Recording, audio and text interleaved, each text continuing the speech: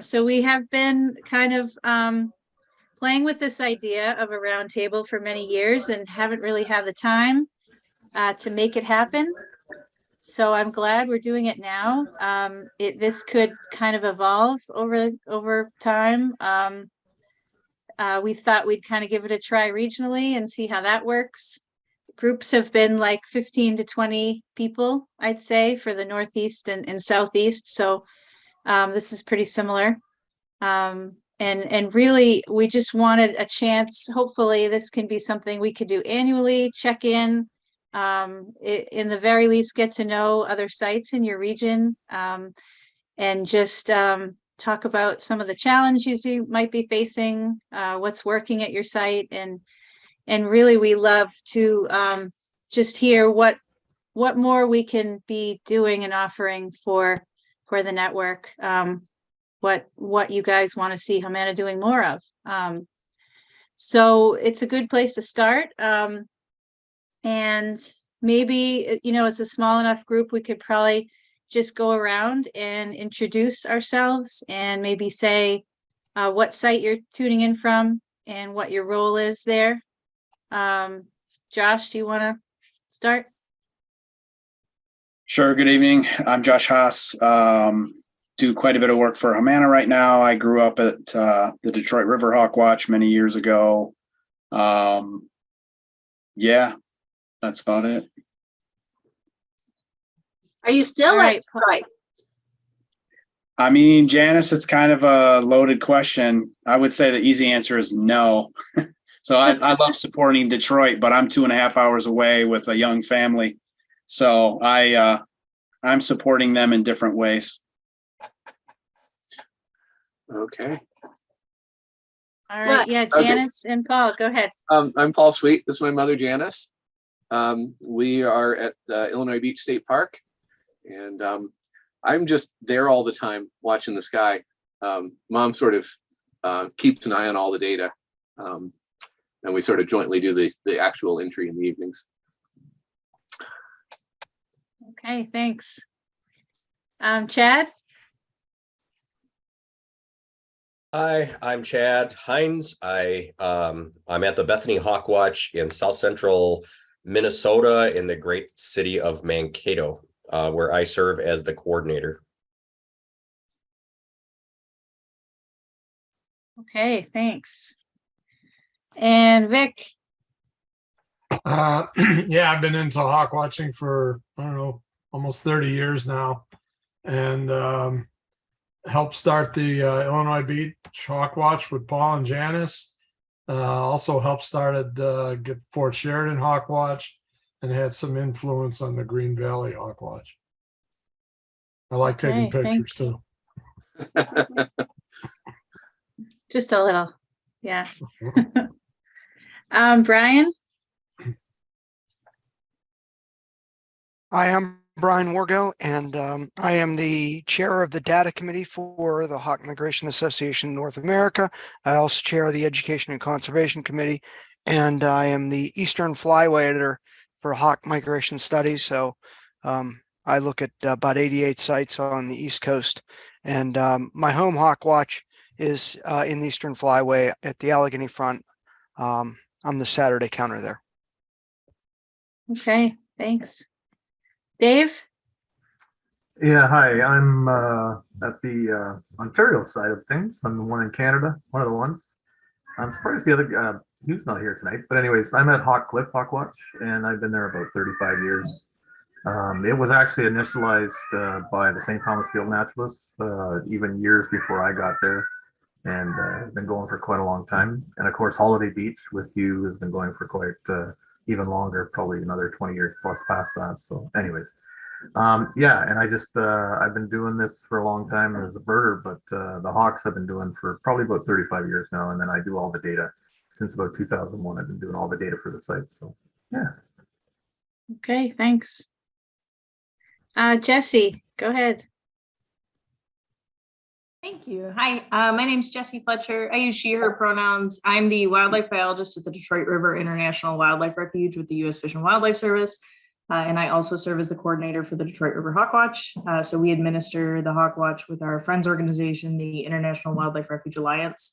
This was actually our 40th season, which is pretty cool. But it is my fourth season with the Hawkwatch. Okay, great. Erica. Hi, my name is Erica Van Kirk. This is my second year with Detroit River Hawkwatch, and I'm serving for the second year as a Hawkwatch apprentice. So my role at the count site is working under Jessie Fletcher, who just introduced herself, and we kind of help all of our volunteers upload the hourly data, and then we do a quality checking of the data and all that good stuff. Okay, great. Welcome. Thank you. And lastly, we have Dana, who's driving. I'm not driving. I'm just sitting in the car waiting for my daughter to finish volleyball practice. Anyway, so sorry there's no video. I'm Dana Ford. I'm president of Braddock Bay Raptor Research. So we run the Braddock Bay Hawkwatch on Lake Ontario in New York State near Rochester, New York. We've got well over 40 years of data that's been collected there at the Hawkwatch. And we also run banding program as well. All right, great. We have a decent representation of Great Lakes Central area. So thanks everybody for tuning in. I asked a few months ago for people to kind of suggest some topics and discussion items, things we could just chat about tonight. And I heard from a few people. I should also mention this past March, we sent out a survey that Brian Wargo kind of spearheaded on the data committee. And it was in efforts to really help us better understand the network and the work that you do, numbers of hours that you count, and how COVID may have affected your data. Also your thoughts on like longevity of your site. And we heard from about half of sites. I think it went out to 202 people. We heard 98 responses. And that really shed some light on just how sites are doing and you know, some of the major challenges. There's definitely a lot of variability between sites and how they're funded and how they're run, but a lot of similar challenges. So you know, accessibility issues, lack of replacement, changing wind patterns were some of the top concerns. And definitely when I'm chatting with Hawkwatchers, calling and emailing and throughout the year, most of what I'm hearing, the number one concern is kind of Hawkwatchers aging out, particularly from volunteer sites, which the bulk of them are. And just recruiting volunteers and having that challenge year after year. So I thought we could kind of tackle that one first. We probably won't come up with HMANA most definitely won't have all the answers tonight, but I think it's a good chance to just chat about it and maybe think of some ideas that could help. So one before we jump in, one of the questions in the data committee survey was, you know, how looking at your site in the future, how confident are you that you're going to be counting? And it was pretty interesting, the results from this one. 88% said that they were very confident they'd be counting this year, 2022. 50% said they were very confident they'd be counting in 3 years. 27% said they were confident they'd be counting in 5, and then only 14% said they were confident they'd be counting in 10 years. So it's a pretty small number, and obviously lots of variables to consider, but it's clear that, you know, not a lot of sites have a long-term plan to secure the longevity of their count. So I'm just interested. I have a few ideas, and it's come up in the last couple of roundtables of some ways to kind of look at this recruitment issue. But if anybody wants to jump in, with experiences at your own site, or maybe you have a good crew of volunteers that's worked well for you. If you want to share any ideas, jump in. But not everybody all at once, because that's too overwhelming. Well, I can share some ideas that have come up, and ideas that I often suggest to Hawk Watchers when they bring this up. That helps. We, usually the first thing that comes to mind is reaching out to universities and colleges. That's kind of a no-brainer. It's not going to work for all sites, but I think it's worked for a lot. Trying to reach out to ornithology professors in particular, and even high schools. Some sites have had quite a bit of luck reaching out to high schools and potentially creating like a community service opportunity in the town. I think bird clubs and Audubon chapters is another area that sites have had some luck trying. Reaching out to just any birding club, or young birders club. Something we talked about last week was homeschool groups, which I thought was interesting. We've had a lot of luck welcoming homeschool groups at our Hawk Watch here in New Hampshire. I didn't mention that, but I'm one of the counters at our Pac-Monadnock count here in New Hampshire. And we've actually, one of our long-term paid counters is we got to know her because she started coming up as a homeschooler. And I've been surprised over the years how many sites have actually said that homeschool groups came up. They were the ones to keep coming back over and over with their parents or with their homeschool groups, and ended up becoming counters. So I thought that was interesting. And I was suggesting maybe to bring, if anybody's doing Christmas bird counts in the coming weeks, maybe bringing flyers about your Hawk Watch, or site flyers if you have any of those HMANA site flyers we created a couple years ago. That might be good. Oh, Josh, go ahead.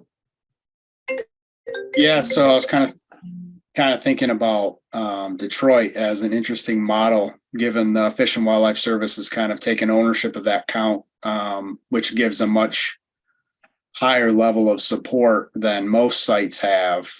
Certainly not applicable everywhere, but I'm thinking about like Illinois, thinking about places like Chicago Audubon, Montrose Point, whether those kinds of organizations might be prime for, taking some level of ownership or support if they don't already. I'm not familiar.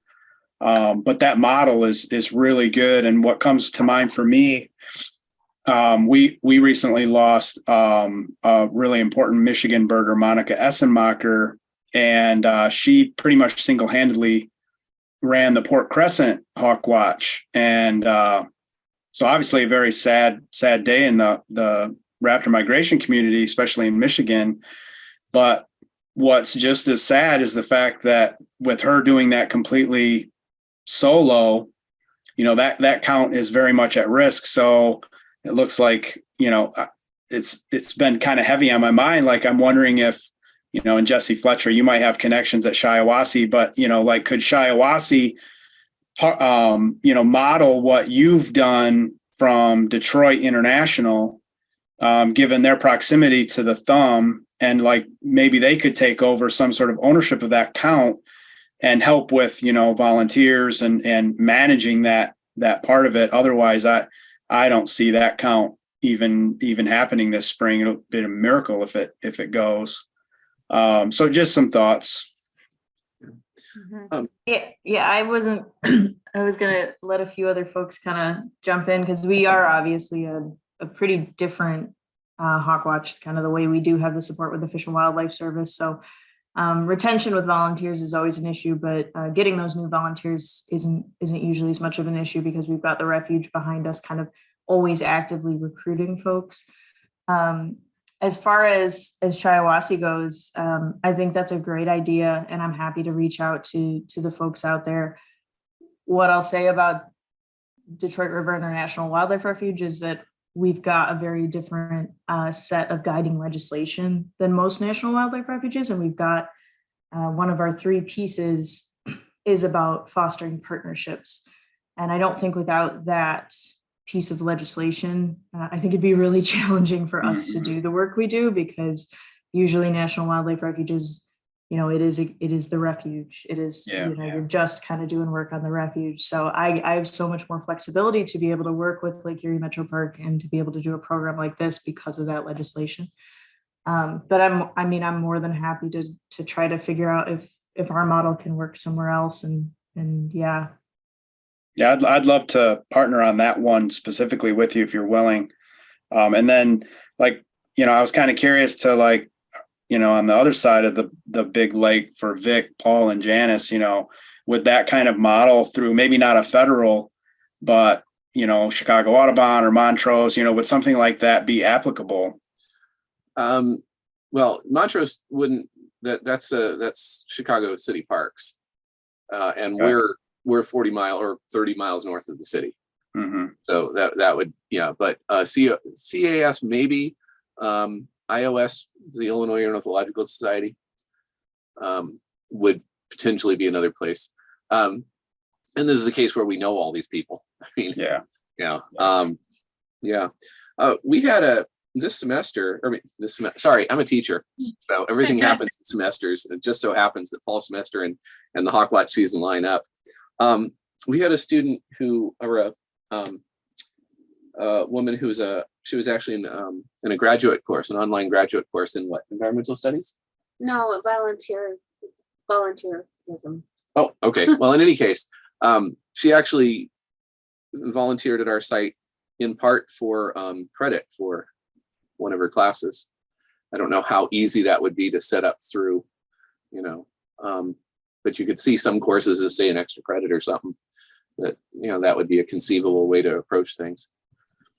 Yeah, we have that at our site. We connect with our the Antioch Graduate School, which is just half an hour away. So every fall we have there's an environmental studies and conservation biology master's program there. So we get we just reach out to those professors every year, and we get 1 or 2 interpretive naturalists that get credit to come and just chat, educate the public all fall, which is just fabulous because the counters can do their thing. They definitely do some education too, but you know, it's nice to be counting a kettle of broadwings and not have to stop and answer why, you know, how do you know you're not counting the same bird twice? So has Illinois Beach State Park ever considered having a kind of an umbrella organization, or have you talked about that, or are you just how is that working out for all of you? We never have. I don't know if Vic's ever thought about it. We thought at one point about setting one up, but that just sort of petered out. When was that? Yeah. Yeah, it was quite a ways back, 4 or 5, something like that. But you have a pretty good crew of volunteers there, right? We do. We do, Yeah. And we have, in this last year, we've had some interest in some of the younger people. Some new younger people that have expressed an interest. Yeah. So that was a nice thing that happened this year. I also did a homeschool group this year, and they were really excited about it, and hopefully we'll be able to do something with more next year. Great. That's great. Well, looking down my list, I know some other, in talking about this last week with, I think the group from the Northeast, somebody was mentioning how they always try and invite their birder friends on good days. They said that's key. You can't just bring them out birding. You need to plan it perfectly, strategize, and have, the perfect wind days. Don't invite new potential hawk watchers out on days that are just going to be your average hawk watching day. You want to get them hooked. I thought that was kind of funny. How do you know? Yeah. Huh? How do you know? How do you know? Yeah, well, I How guess do you know when never there's going to be a good day in enough We did- advance to Yeah. invite somebody? I can Well, say I actually mean, that you never know. that But whole the right it's- winds. the right winds definitely make a difference. I just want to make a comment though that actually we had a woman show up. She just was on vacation. She thought she'd take a shot at it. A friend mentioned it, and she came up to the hawk watch, and we only had about 20 birds the whole day. But even those 20 birds, she was so excited to see them so close that she came back and she spent the whole rest of her week coming back, like I think 2 or 3 of the days, and actually got a decent day. One day that we got, good northwest winds and stuff, pushed everything down to the lake, and so now she's pretty hooked. So she's been asking me about how to get new binoculars because she was trying to use these binoculars that she had taken to Indonesia that were little compact things that fit in her pocket. Well, and it's funny, they were 12 powers, but they were terrible binoculars. Yeah. So I've been trying to convince her to get out and get a decent pair. So, she is one that we may get down the road. But it is funny, it really does make a difference because this year we had like a year with massive broadwing kettles right on top of us for the first year in about 6 years. And we had several individuals that have been coming back down because they happened to be there that day. So it's not that they're becoming counters, but they definitely got hooked pretty good on just, being in the area and coming down and checking it out. So we'll see how that goes. But Good. That's great. I will say real quick, this is the second year we've pretty consistently reported hourly data to Dunkadoo. And we had a lot of folks say that they'd be kind of consistently checking those live hourly datas to try to figure out if it was a good day or whether or not they should come. And we tried to kind of push that out on our Facebook too when it was a good day. And like I said, try to encourage people to come if we were having big numbers moving. So got a lot of good feedback on that. Good. We're That's great. we get consistently, basically we can look at the winds and say, this is probably going to be a good day if there's west wind. So what we just tell everybody is, come on a west wind. And just basically make it that clear. Come on a west wind, otherwise, come on out and chat. Hey, Paul, I imagine though, you're telling your existing network this, and I think. No, anybody who comes by or who I run into in the neighborhood or whatever. Gotcha. Okay, good.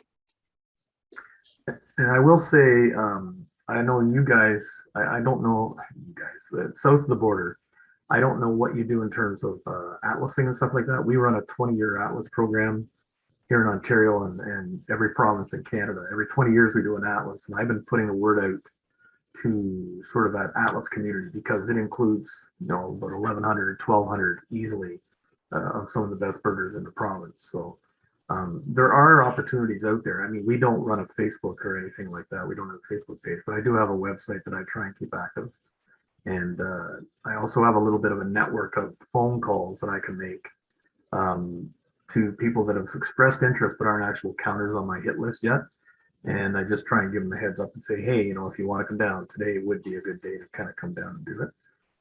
I think that the university thing is an interesting one, but like we've had university groups that we try to encourage young folks to come out after the fact, like they'll come down with the group. We actually had one prof until COVID hit. He would come down every year with a group of about 15 to 20 kids from one of the colleges as part of their program. We had one of those this year. Sometimes we can get 3 or 4 groups like that. So I think COVID kind of, really kicked us down a little bit. Plus the fact our whole site was closed down for a chunk of months because of COVID, because of the municipality. They didn't want kids partying down that way, and it's a dead end road and things like that. So all of these combined, I think they're great ideas. And the idea of going out and I never thought of actually approaching the ornithology professors, because University of Western Ontario and stuff, there is people there, I think.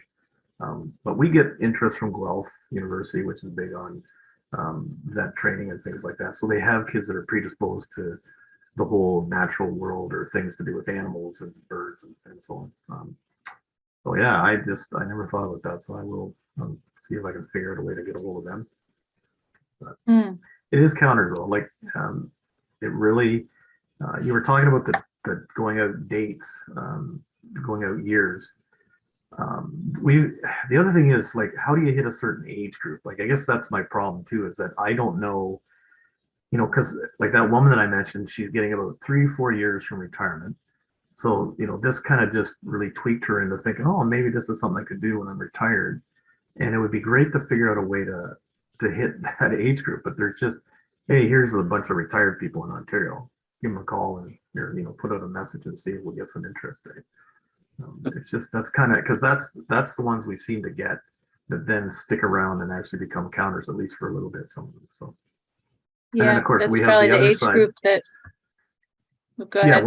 well, we have the other side though, and it's the same thing. I don't know if you guys see this in your naturalist group, but our groups here as naturalist groups, the average age just keeps going up. Like we can't seem to encourage young people to get back into the whole naturalist group thing, and it's the age of the groups is getting older and older. And we literally lost like about 5 of our primary counters just because they passed away, and that's been a huge thing for us because that plus COVID right after just threw our whole site into a bit of a loop.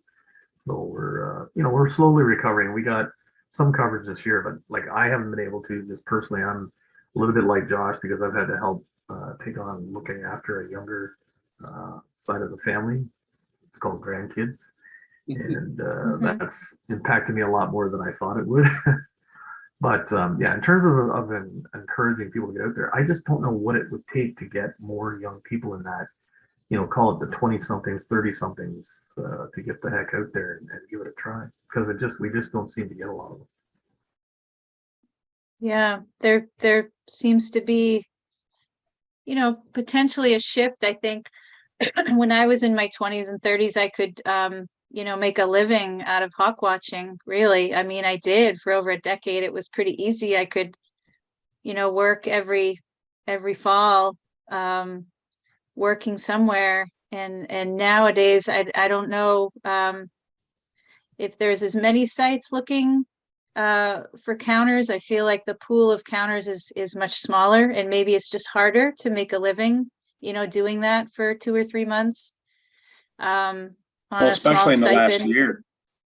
I mean, look Definitely. how much everything has gone up in price. So now you have people that maybe 10 years ago could make a living at this, especially if they were willing to live simply, but that might not even be true today. And so you've got that against us. And I think, to the age thing, I think, some young kids are, different. I know I started when I was like mid-20s, really got attached and connected to birds, and only wished I was like your husband, Julie, and had gotten into it earlier, but still, for me, it's like, I try to think about, where do I get my biggest chance of a return on investment going after people? And to me, it's unfortunate to say, but the return isn't there on that super young, demographic. It's more the 40s on that to me seems more worthwhile of your investment. Not to say we shouldn't go after a younger crowd, but maybe we do that a little differently for a different purpose. Get them hooked in some other conservation, medium, and then slowly convert them. And then you've got, I know, where I work with a lot of office people and, they see their retired friends that don't have hobbies, they quickly degrade. And the ones that are busy and have hobbies thrive. And so I can't tell you how many people will just say, hey, I'm looking for a hobby, not that they might be up to actually counting, but you got to start somewhere. Well, that's exactly it, John. Like that's what this woman said to me. She said, like, wow, like she literally got hooked, and she said, this is really addictive. And I said, yeah, actually, it is really addictive because you never know what's going to come over the horizon because you just like you're in the same spot, and this stuff is just coming east to west, and you never know what's going to come right over your head, right? So that definitely works with someone that's looking to do something in the very near future as a retiree. Exactly.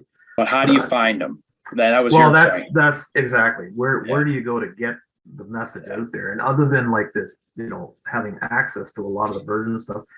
The other thing that I've toyed with, I haven't talked to the people that run the server, but we have a Discord server in Ontario, at least. That's the rare bird alert one, and it's amazing how many people are logged, like now signed up for that server. It's incredible. It's like thousands, and so I'm going to actually take a stab probably this coming year to see if the coordinators for that server would allow. Sometimes they allow messages other than rare bird alerts to, you know, get put out there if they feel it's, you know, productive for the birding community as a whole. They'll let you do something like that. So I may take a, you know, stab at something like that. But and again, that targets like Discord. You're talking a lot of the young people. That's what they use, right? You know, a lot of them are on it for gamers and stuff like that. That's the platform. So that may be a way, you know, a route into their world. But it's just other than the universities, which is you know, and high schools, I hadn't actually thought about trying a high school. There are a couple of high schools locally down there that aren't that far away.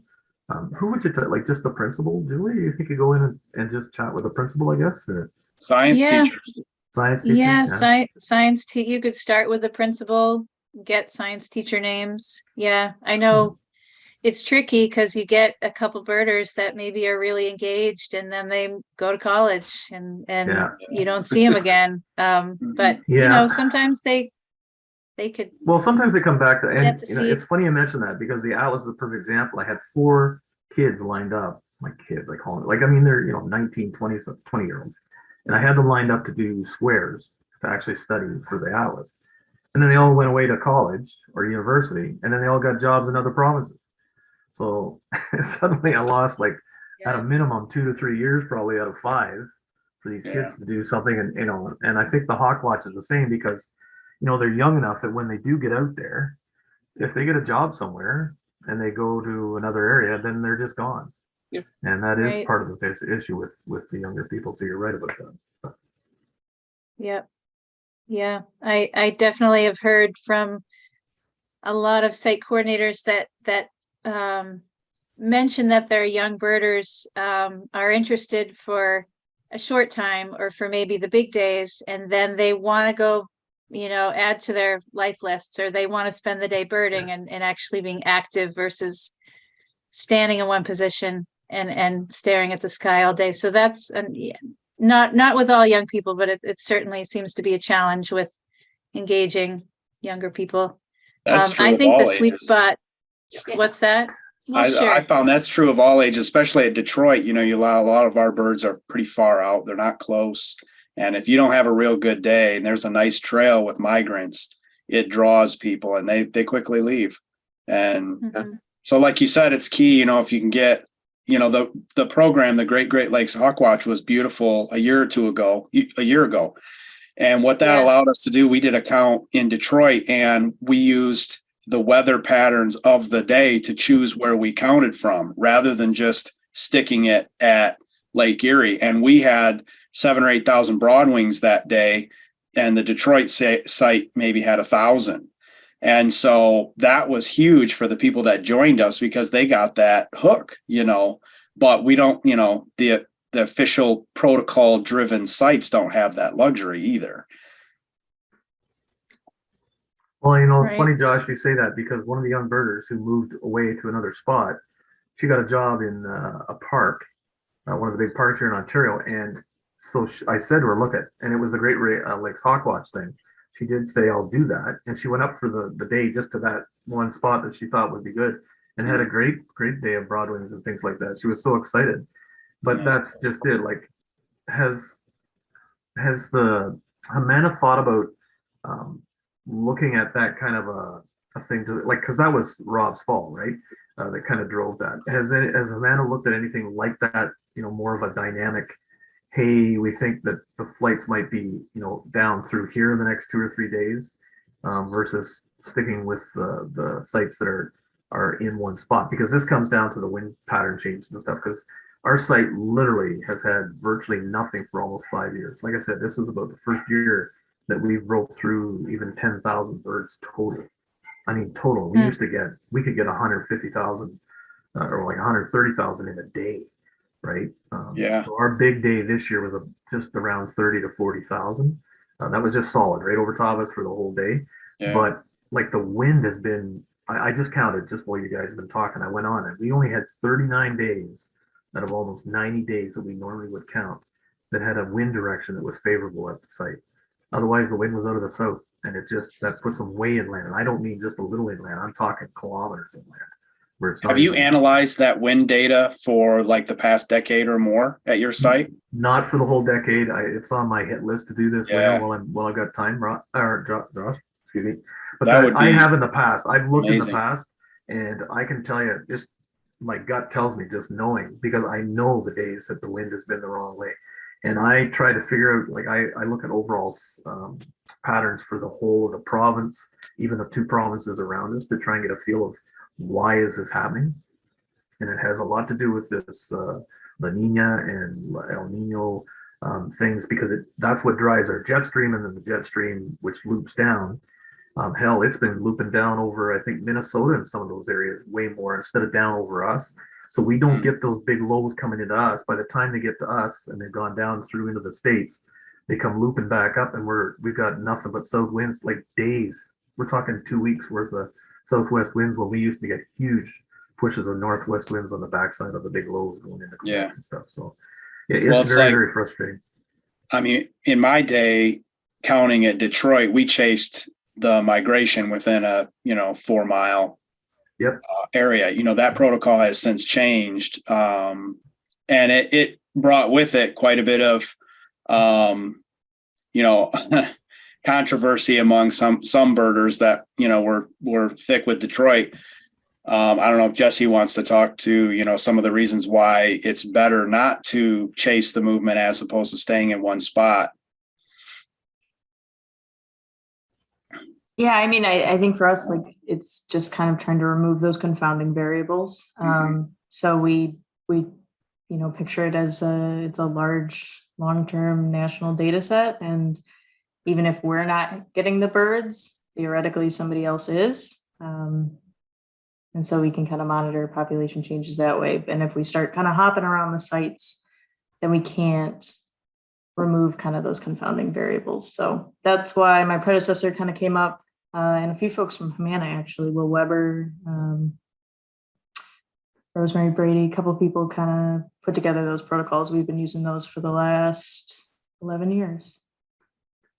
So Yeah, I think we've it's been at Lake Erie Metro Park, though, for 25 years. So the hopping around, I don't think was happening as significantly. Lake Erie Metro Park was always has been the main count site for the last 25 years.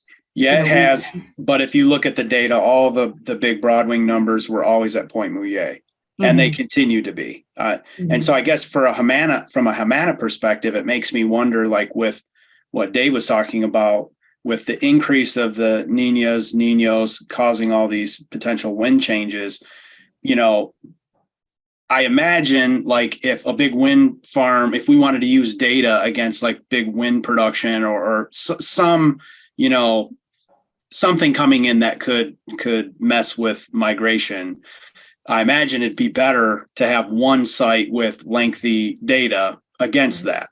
However, with the way things are going, like, is there science, maybe Brian could weigh in on this, in terms of a regional, when I say regional, I mean within 5 or 10 miles, would it actually be better to show the movement over a slightly larger area rather than one point, so that the data at least shows the sheer magnitude of numbers in that small little region? I can imagine a defensible way to do that would be to actually count at both locations. Yeah. At the same time. Otherwise, you don't really know what happened at the first site. So you haven't actually solved that problem either. So well, and that's why the Great Lakes Hawk Watch, whatever he called it, Rob called it. I always find it hard to say, but we literally, like, when I talked to Hugh and those guys, I wasn't 100% on the way the model worked, and because he did it like the Atlas, where he just said take an area in an area and do that. Whereas if you and I were talking about trying to do a transect, because in Ontario we know it's like a giant funnel, right? Because part of my issue is, I get it, and what Jesse was saying, the protocols speak to statistically consistency, right? So we're the same, Jesse. Like the Hawkwatch, they used to do some weird things. And when I took it over in 2001, as an old math guy, I basically said, look, you got to do certain things for consistency so that we know that the data, applies the same year to year to year to year. But I also have to say, Josh is right in the sense that if we don't have a knowledge of the population as it's moving, I'm not sure what it's doing for your population index, because it's so discontinuous now at these single point sites that without something where you get them crossing the line, like in Panama, they crossed the whole country with count sites, right? I don't know if you guys remember that project. They were looking for counters. I actually thought about going down there. I think that would be really cool because they were placing guys every so many kilometers across the entire country because those birds will come across that line. And I think HMANA has to ask itself, like, what are we seeing from these single point sites? Because I can tell you right now, the last 5 years of Hawk Cliff speak nothing to the way that it used to be 30 to 20 years ago, that first, 10 years that I was there. And then the same again. It got a little different, but it still was fairly consistent. But the last 10 years, other than like maybe 7, 8 years ago, it's just gone to hell in a handbasket. And I honestly don't think that speaks anything to the population. It doesn't. Because even statistically, you can't account for a skew like that. That's a whole entire change to the patterns that drive the entire migration movement, right? It would be like saying let's eBird, but only eBird, in spots. Can you imagine if eBird only said you can only eBird in this little 3-kilometer square and this little 3-kilometer square? You would never get all these wonderful records across eBird that basically intone exactly how the migrate. Like they've learned so much from that kind of migration pattern studies because that data is so huge across a wide pattern. Now, eBird, we're spoiled because there's hundreds of thousands of people that contribute to it, right? And we're certainly not going to ever get that. But I wonder if that's something that we need to think about, because I will continue to try and go down the Hawk Cliff, and I've got a cadre of about a dozen people that might in the next 10 years might give me some time enough to go down there and do some counting. But it worries me because I don't know that we're actually getting a lot of useful data anymore, at least not at our site. That's my gut tells me that. So, Well, if I can, I'll jump Yeah. in. Go ahead, Brian. In order to make claims that we're not getting birds like we used to, we need to be counting at our same sites. So it is important. HMANA does not have the eBird model. The eBird model is chase the birds, go wherever you want. Our model is to use long-term data to be able to make and back up and substantiate particular claims. So we're saying that the wind is changing and it's changing our numbers.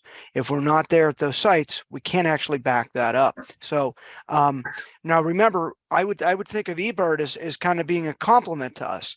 And so what they're doing is going to help answer some questions. But yeah, I would say from the data committee, our biggest concern is consistency long-term and trying to reduce as many variables as possible.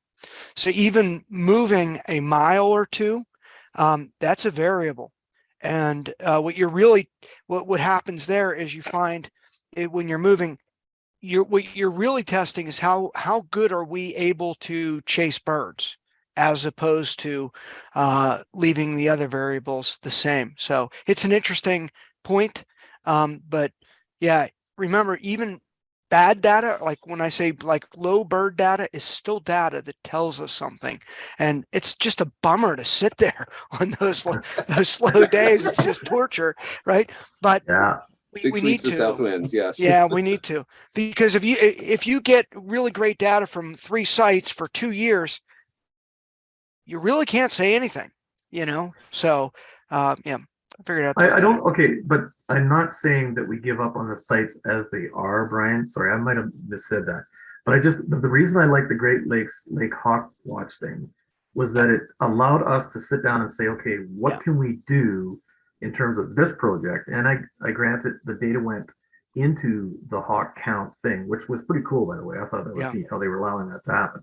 But we learned some things that day. Like I went down to a spot that I swear, and first of all, it was named Merlin.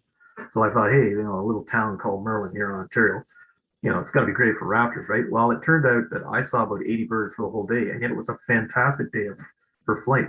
I still don't know where those birds went because I checked with some of the other guys that were across that transect area, and they never saw the big flight come through. I think they were so high because it was so beautiful that we just never saw them.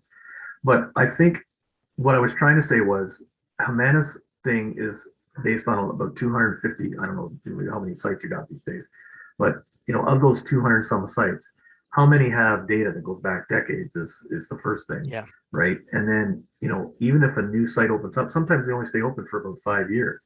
And how Right. useful is that data? Yeah. Right. Because And- statistically, that's not very much in terms of an actual base population of data. So well, remember, two things can be correct at the same time, right? The Great Lakes Hawkwatch system was awesome for helping us find new areas and new places to potentially look at the same time, while And also new keeping birders. and new birders, yeah. while still trying to keep a nice baseline so that we can compare data year after year. So I take your point, and I think it's an equally valid idea on top of what we're already doing. So yeah, I think two things can be correct at the same time. Like complement each other. And that Absolutely. is, I think that was Rob's idea, was like, as Josh said, first get new birders involved, because they would go, oh, well, I can just sit in my local park and see what I see, right? Which is great. So it's convenience, but then it also does get the idea that it complements the data from there.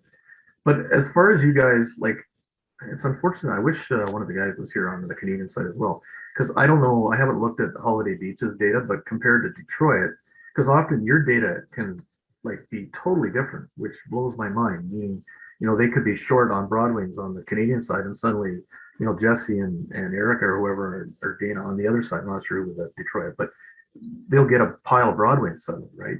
But the And thing vice is now, versa. or vice versa. But Yeah. that's the thing. Are they coming down the Canadian route, or are they coming down the US side? So the consistency there at least would tell you that. But I just Yeah, get Dave, frustrated. I'd love to speak on something about that, but I was really hoping Chad could get a word in. He's been Oh, trying. Chad, Yeah, sorry, Chad. Chad, go ahead, Chad. Okay, I probably have screwed up everybody's data. The Bethany Hawkwatch operates in south central Mankato in a river valley. We don't have the benefit of a large ridge. We don't have the benefit of a Great Lake to kind of direct things through. And so we started counting at the Bethany Lutheran College campus. Oh man, what are we on? Year 15 or something like that. So we started with that, but like 5 years ago, I had a guy from the community who did not want to be on campus. He's kind of like an antisocial hawk watcher. And he said, well, where would be another site to count? And I said, oh, okay. I had done some counts with another bird watcher. He was counting in St. Peter, about 20 miles to our north, and he counted and I counted, and we thought, well, they're probably coming right down the river. We'll see them. Nothing was consistent. So we said, well, they're not following that line. So where are they following? So the hypothesis was they are actually following the other bluff of the river, and they're getting down to this park called Land of Memories Park. So we have two sites. We run a spring site as at Land of Memories, and that we also have that as a fall site. If we don't have the fall site, we actually miss stuff. So for example, here in December, we're still counting, but the days with south winds produce hundreds of bald eagles at the Land of Memory site. We get 0 at the Bethany site. Like, we don't even bother. It's amazing. Like, we have a predictive type of thing that happens to some scale with red-tailed hawks as well. So in October and November, like if we have a big south push, we don't even bother counting at Bethany. We count at Land of Memories. But there are several days where we're counting at both. And if we have northwest winds, we're counting at Bethany. We come out with a couple hundred. You talk to Land of Memories, they got 30. Something that's very consistent. And so we have kind of overlapping data from two different sites. And at the same time, we also make adjustments depending on the days. And some of that is just the fact that we are such a small hawkwatch. I have basically, I'm the third counter and I have a full-time job. And so the other two guys are retirees. I heard the older age. But that's the big challenge for us is I've got two counters, one at one site, one at the other. And sometimes having them stand out there, I mean, they're pretty faithful about at least 3 hours a day, unless there's some kind of flow, but we're extremely part-time And we don't have the benefit of a concentration point. But some days, you know, I'll echo what Dave was saying. We haven't seen, this year we missed the Broadwing flight. We don't know where they went. We had one day with 600 and that was it.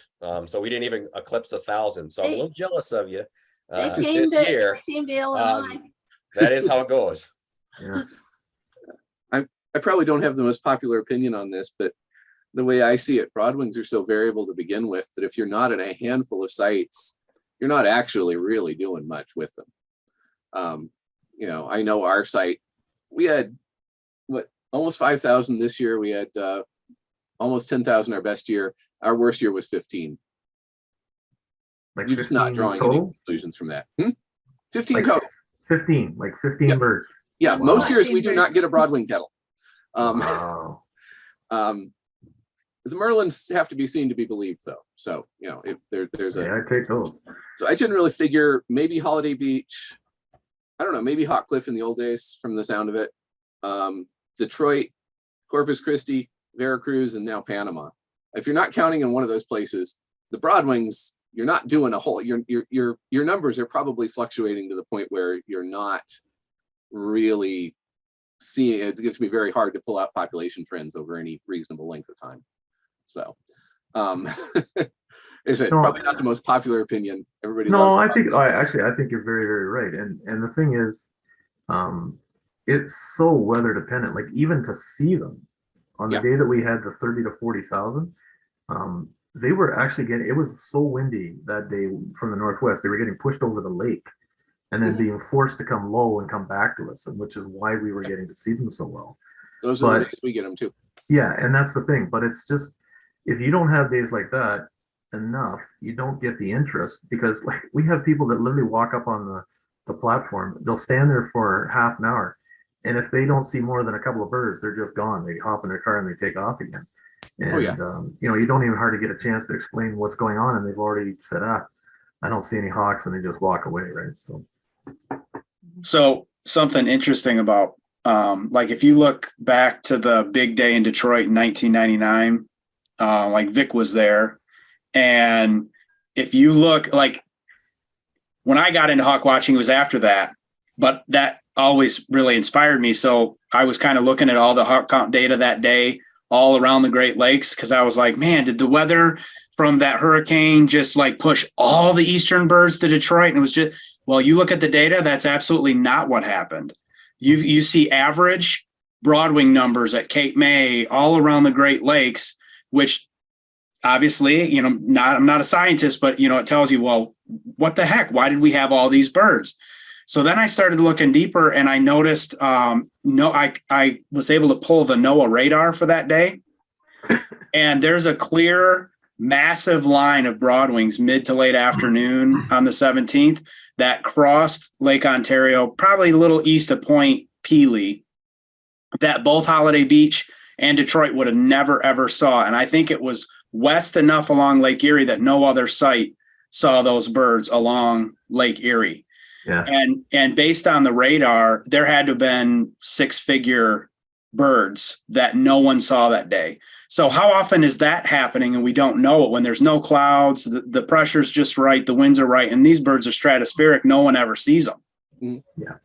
Wasn't it also a Hurricane Floyd, I think? Yes, it was. There were Yeah, two. major. Two, the actually. track Two of back-to-back. Hurricane Floyd Yeah. kept everything above the Great Lakes. Yeah. Yeah, When you look, day was, and that was, you know, you were talking earlier about changing sites. We started out at the Lake Erie Metro Park. Yep. And there were about, I don't know, 10 of us maybe there. And Jeff Schultz went up to Point Muet. And within a half hour, he said, everybody come here. And when we got there, it was phenomenal. I mean, it was to see that, I can't even explain it. Life changing. Yeah. Well, What's interesting, someone was mentioning the difference between Holiday Beach and Detroit. Holiday Beach had 30-ish thousand Broadwings that day, which is outstanding. Detroit had 545,000. We're what, 8 miles from each other? Right. Yeah. So that really gives you Well, a just sense. imagine, I'm not sure exactly what time it was. It was 9:30, 10 o'clock in the morning. and the horizon 15 degrees above the horizon to 15 degrees above the horizon behind you, there were at least 200 to 400 broadwings across the sky, 3 to 4 layers thick, and it lasted for 6 hours. The other Wow. thing was Like Veracruz in Michigan. oh, it was just, Yeah, basically. and the thing was, where we were at in the parking lot, there were only maybe a dozen of us there. And I remember a car pulled up and 2 women came out and they looked and they go, "What are you all looking at?" Because we were all looking straight up. And at that point, I looked up and I went, "Wow, you can't even see them." They were getting so high up that you needed Yeah. binoculars to actually see them. You would have never noticed. So, I mean, a group of broadwings can go by on any September day. And if they're just slightly out of that range of visibility, they're going to be missed. Mhm. Or if they're 5 miles to the west of you, Well, and that's a good point too, Vic, is that the visibility thing, because we know broadies that are up at 8,000 feet, you can't see with binoculars anymore. Like I get scopes on them, myself and a couple of the other guys will get scopes going and start counting at height. But even if you think about the angles that you're looking, I know damn well that if those broadies are getting up a few thousand feet on a blue sky day with no background, it's like they're gone. They're just gone. And I know this year that we had the 30 plus thousand, I guarantee you that number was probably closer to 100,000. Yeah. Like we just watched them go up, up, up, and then they were gone. So we got lucky with the ones that are stayed low, right? But anything that got enough elevation, they were just gone through and you could buy. Yeah. So We were talking about recruitment, et cetera, and the use of big days as a hook. Around here, not necessarily to hook people on hawk watching, but to get them up here in the first place. And we don't try and emphasize this, but everybody else does for us. Is that we also get some birds that are really hard to see in the area anywhere except right here. We get goshawks, we get golden eagles, not a lot. We get Swainson's hawks, we get Mississippi kites almost every year now, which honestly is just ludicrous, but it happens. And some of these, I don't know if Mississippi kite's been seen anywhere in Lake County except our 2 hawk watches. And with birders, it turns out that's a really good way to get people to at least come up and experience it. I bet. Yeah. It might not stick around, but the one, every once in a while you get somebody who does. So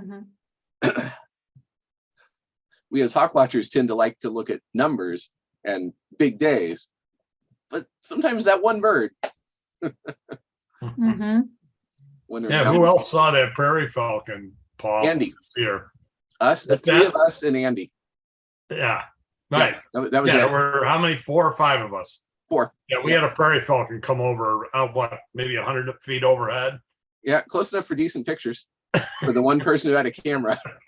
Yeah. Did Mark not have his camera, or was he not there? Who's that?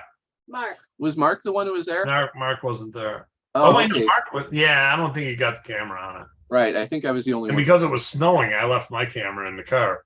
Yeah. So. But yeah, that's the sort of thing. I mean, we've had people come up and say, "Yeah, I want to see a golden eagle." Like, but the thing is, like chance. going back to what Brian said, we want to reduce the number of variables, even though there's a ton of variables, and we're talking about them, distance of how far the birds are away from our count site, variables in the weather, just slight variables in pressure systems and stuff. There's so much going on any given day. We can give it, broad generalities, but we can't, I don't know if we can ever get specific with anything. And that's why multiple years start to show something. 10 years of data start to actually, you could start to maybe see something that this site is probably going to get a good number of Merlin. That site's going to get good numbers of broadwing hawks and stuff like that. But I think a lot of years got to go down before we can really come up with any answers. And then it all changes again. Can I ask Brian to speak to like the RPI and stuff like that? Just in terms of just because I've been at it for so long, I am just kind of curious. I look at the RPI report that you guys do and so on. But when you're looking at the data, Brian, are you guys finding the data is as useful as you hoped, or are there things that we're doing wrong at the Hawk Watches that are causing too many variables for you guys? Because I do my best to get the weather in right. I do my best to make sure that the people that are there are consistently at least capable, because I have had issues with people seeing, 15 golden eagles in a morning that there's no way in hell they saw 15 golden eagles, that sort of thing, right? And I have to take that on myself to try and rectify that data to bald eagles or whatever the heck it was they thought they saw. But in terms of actual data for the RPI, are you guys seeing useful patterns coming out of that data? I just would love to hear what you guys have to say, because I actually don't get to hear that much. So. Yeah, so it also depends where you're at. With every one of the sites that I'm looking at on the Eastern Flyway, I actually take all the raw data and I crunch the data myself. I've created a program and I do it for individual sites. And as far back as every site has. So if a site has 40 years of data, I crunch all that and I make my own graphs for every species for every site. And it is remarkable how close that is to the RPI. The RPI uses a validated statistical, scientifically reviewed process, but it comes out to be very similar if you were just to look at the raw data yourself. And in Pennsylvania, let's use that as an example. We have many redundancies along the ridges. And so you have like a 20-mile ridge curving through Pennsylvania. We have so many sites that are on that ridge that if one has a bad year, we have an N value that's so high with site densities that we can double check with others. And yes, it's been, I would say RPI has been very successful at being able to tell overall population trends for various species. For instance, sharp-shinned hawks for the last 5 years have been plummeting, northern area plummeting.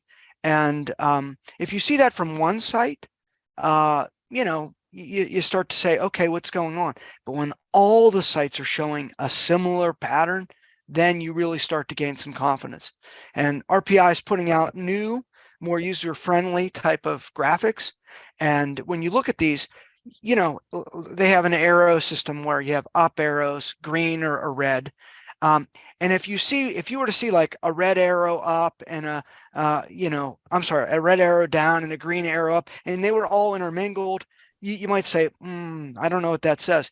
But when an entire region, an entire flyway is showing the same thing, that's pretty powerful. Like nobody is saying, especially down south, like northern goshawk are nearly extirpated from the Eastern Flyway. When you look at rough-legged hawks, they're nearly extirpated. But when you look at bald eagles, every single site is showing an increase. So no, I think RPI is working exactly how it was designed. And because I'm in the Eastern Flyway and we have some of those densities, we do have an N value that is high enough. And I think it was Chad was saying, look, we're all alone out here. We're all alone and we're trying our best. Think of that as being more of a case study, right? So whatever you're doing, Chad, you just keep doing, because without that information, we don't have anything. So we want sites that are absolutely consistent and have longitudinal data, but we also want more sites. So whatever people can do. If we get count data for 1 year, hey, at least we know where we might want to end up starting to concentrate some of our efforts. But I did want to point out one thing about the counters. To me, the ultimate age is 62 years old, right? Finding a counter, still spry. They suddenly end up retiring and they want to give back. They want to be part of a community, and then they get hooked. And you're 62, you still got like 20 good years of counting in you. And you know what? A lot of times you don't want to run down the path anymore. You're pretty comfortable on the picnic table. Other people are coming to you. So I really do think that is a good age. And one other thing that we didn't mention is paid counters. Paid counters, there are pluses and minuses of having a different person every year, and that can happen. But it has been a solution for several sites, and it's working for several sites. It won't work for all sites, but so I didn't mean to talk so much, but I hope I answered No, your that's question. actually no, that's great, and I appreciate that. Just because having done it for so long, it's hard to know, like, are those days that I see like literally 0 birds so many days in a row? Because I have sat through days like I had 8 birds in 9 hours one of my days this year. I was out yesterday for 6.5 hours Yeah. in 25 degree, and I got 1 golden eagle, and that Yeah, was there it you for the go. whole day. That's Actually, worth it. it's definitely worth it to even get a couple of those guys, and that's just it. Like I've been out on days where it's horrendous weather, where the golden eagles that went through were almost walking across the fields in front of us because they were literally on treetop height trying to fight in the wind. But you just don't get enough people out. But you've answered my concern, which is, and actually now I'm concerned that you're telling me about these harriers and goshawks and stuff like that, because I hadn't actually realized how bad the goss numbers were. Oh, We had yeah. better numbers this year, but the harrier numbers, I definitely have no, like, that's just me without even analyzing the data. I can tell you that the harrier numbers are not what they were 10 years ago. And that's the one thing that we all need to keep in mind is we end up having our own site data, and we think that we have a general idea, but that's also why we need to look at like regions together, like Yeah. red-tailed hawks. Everyone sees red-tailed hawks. You'd have no idea unless we put all of our data together. Red tails are going down, but that's a bird that we see, and you're driving down the highway, you're like, oh, there's lots of red tails. Compared to what? Not compared to what we were seeing over the vast majority of our sites. So look, anytime hawk watchers are out there collecting data and uploading it, we just need to give them a big thank you, because without them doing this, we can't say anything with any statistical, credibility or confidence. So, yeah. Mhm. No, thanks, man. Yeah. That's good. Yeah. So the answer is yes, keep counting. Even those days of 0. Well, I'm only Very 59, so valuable. apparently I'm spry. Oh, you've got Yeah. another 30 years. We'll get you a chair. I- That's what HMANA should do, is send out chairs. You're 59. Well, When you're 70, I've you got get a new chairs. chair, You should see my chairs. I get teased for the chair that I use because I Yeah. use one of those. I was using one of those 0 grab chairs for the Broadwing days because you could just lay right back and just check it out, right? But And there's no, some, I can't do it. I'd be asleep in 5 minutes. There'd be 0 count. I can't. I actually did that. Yeah. Yeah, the counters. The other girl, and sadly she passed away. She was so funny, but she and her husband used to come down for 2 weeks at a time, and she put a sign, "Do not disturb counter." I was like, you could have woke me up, Jen. Like, Yeah. sitting there you're lying like basically in a chair in public, and all these people are coming up and checking out the hawks, going, "Who's the guy in the chair?" So, anyways, yes, no, it's certainly something that I'll continue to do, but just knowing Yeah. that the numbers are meaningful across the region and stuff like that. I feel bad that on the Canadian side we just can't seem to pop more along the lake, especially Lake Erie, because as Joss was saying, I know that there's birds that somehow get past us, even though we've got Holiday Beach right at the tip, like right there where they should be funneled right across. They can miss them by a few Ks to the north, and then they get them on the Detroit side. So it is interesting, and I Well, think. No, sorry. Go ahead, Julie. I was just going to say. oh no, I think it's a I great just project, wanted to. I just wanted to move us along to a next discussion topic, but yes, that was great to get people's thoughts on that. I think that it all kind of comes back to needing more people, needing more volunteers, so we can, staff these sites, these long-term sites, even when they aren't seeing much in these frustrating days and seasons. And then we need more people to explore so we can potentially get more sites. So I know it's frustrating for I've heard from so many sites that just aren't seeing the numbers they used to, not just a season here or there, but just changing overall wind patterns. So it's something we think a lot about at HMANA, and I'm sure we'll talk about a lot. Go ahead, Brian. And remember, hawk migration studies, all the previous issues are now available online. So look and see what your editors have put together, and you can compare them year after year, season after season, and you'll be able to put some of that together for yourself. Thanks, Brian. Jess, you're just joining us. Do you welcome? Do you want to introduce yourself? Hey, how's it going? Yeah, I just got in. I left Duluth this morning. I've been traveling. So, so I'm Jess Cosentino. And for the past 2 years, I've been counting and the account director at Hawk Ridge up in Duluth. So we just finished up a few days ago, or I did in November. So yeah, I was hoping to hop on. I didn't know if Frank or the other counter Sean was going to be on today. But yeah, I wanted to hop in while I had, an hour. Great. Yeah, nice. Glad you could join us. Yeah. We've been just chatting about kind of retaining volunteers and recruiting new volunteers, all the challenges that we all face to some degree, and kind of changing wind patterns and whether or not to keep counting at sites that are slowing down and fighting the urge to go to these sites that are having big movements. So we've been talking about just the value of data.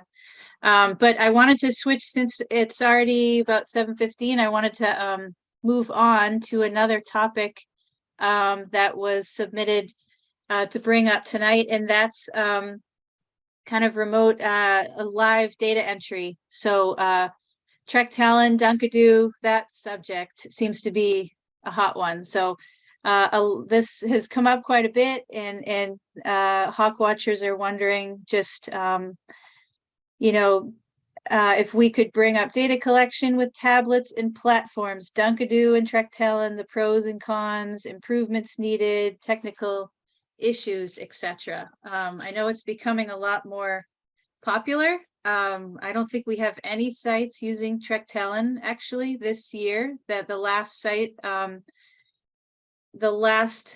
that was using it didn't submit data this year, but for this year, 41 sites are actually using Dunkadoo, which was more than I thought. And last year there were 35, 25 in 2020. So that number is really growing.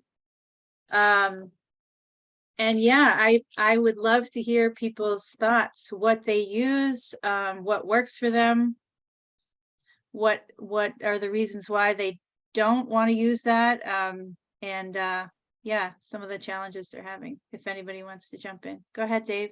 Sorry, Julie, can you tell me what, I don't recognize that platform that you're using. What is that? Like Dunkadoo? the Dunkadoo? Yeah.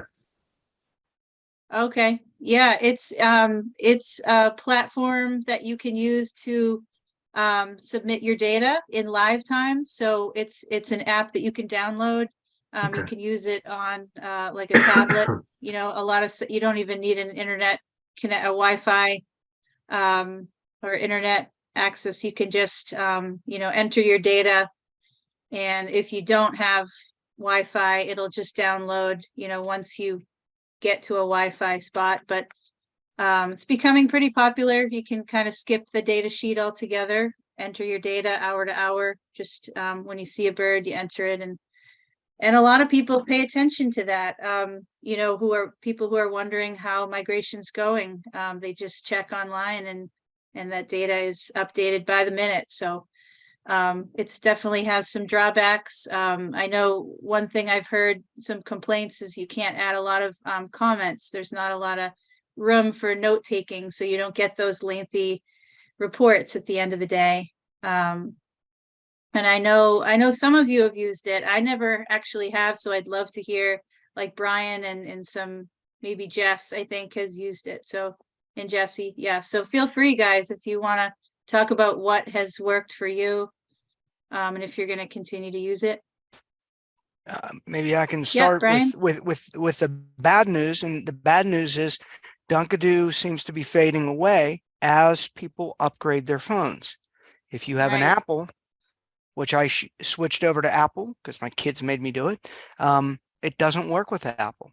If you're using a brand new Android, it does not work. It's not supported.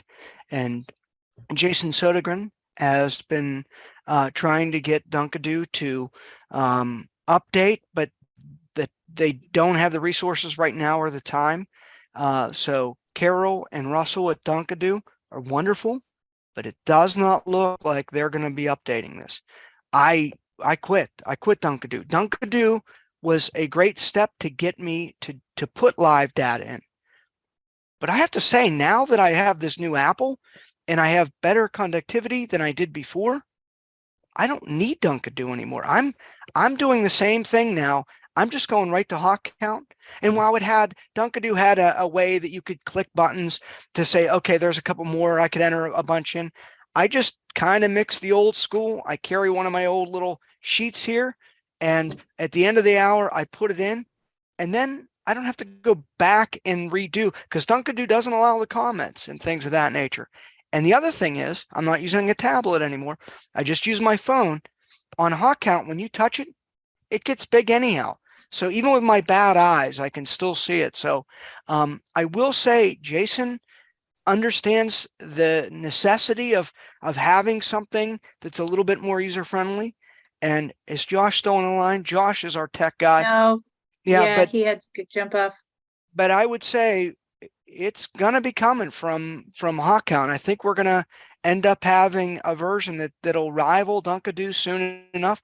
But even if you don't have Dunkadoo, I have to say HawkCount works pretty well on this. And the big thing is, if you have any kind of conductivity, you can let people know at the site if there's birds coming, right? And they will appreciate so much that we're fogged in. At the Allegheny Front Hawk Watch, sometimes we have people that drive 3 hours to come see our golden eagles. Right. They get there and you're in a cloud. That turns a lot of people off. So, there's some real benefits there. I didn't mean to monopolize the conversation. No, that's okay. Because actually, I just want to ask a question about that then. Because I'm doing the exact same thing, Brian. And I do have some comments about how to improve the HawkCount site to make it easier. We use something called for the Atlas that's very similar that does that offline thing. Julie, you can actually do it offline, but you can just tap to add like birds as you go. Like you can literally get them on there, and it's like a list, and you just tap, tap, tap, tap, tap. And at a Hawkwatch site, once you get to your number of species that you normally see for the day, you can continue to just say +1, +1, tap, tap, tap, and add, and then save it off, and away you go. But I'm actually doing direct to HawkCount now. I literally go in, I get my day comments just roughed out, get my hours set, and then I go. And it's a little clunky just because you can't just add like to the number. You have to actually tap on it, wipe it out, put the new number in. And if you're using counters and stuff, that's not too bad. I've actually wiped out numbers and then forgot what the hell was there before. And I had to ask somebody else what the we have, but anyways, I think that's a great way to go. But here's my question to you guys. When I put that first couple of hours in, is that data visible to the public if they were to go to HawkCount and see my day's entry for that day? It is, right? There's a little glitch though. There is a little glitch on there, and it doesn't work for everybody. I'm one of the people that it shows the first couple hours, but it doesn't show the later hours until I finish up at the end of the day. That's what I was wondering. Yeah, okay. That is a glitch that I think is going to be one of those things that Jason is going to just need to devote some hours and clean this up. But you're right, there is a bit of a glitch right now. Yes.